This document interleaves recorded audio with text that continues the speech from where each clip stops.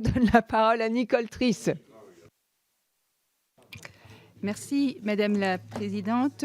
Professeur, alors je vais être très concrète. J'ai écouté avec attention votre explication sur les traitements, le traitement militaire de la conflictualité en disant qu'effectivement il ne s'agit pas d'avoir un traitement militaire de la nouvelle conflictualité uniquement en cas d'urgence.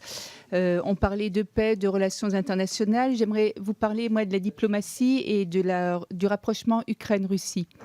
Et savoir quel était votre avis. Vous savez que début septembre, on a effectivement assisté à un échange de prisonniers ukrainiens et russes. On a en plus, la Russie a libéré Oleg Sentsov, qui était détenu en Russie depuis plus de 4 ans.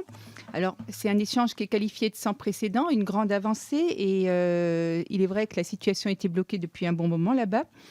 Ce dossier ukrainien est la clé, en plus d'un rapprochement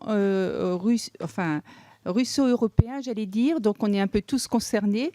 Et on sait que rien n'est simple et que c'est vraiment, pour l'instant, c'est un fil ténu qu'il y a dans cette crise-là. Et puis, une amorce d'un espoir de peut-être sortie de crise. J'allais vous demander, et maintenant, comment voyez-vous la suite, puisqu'une fois qu'on arrive à sortir ou à être dans une conflictualité sans traitement militaire, quelle est la suite? Merci. Qu'en pensez-vous? Merci. Merci beaucoup.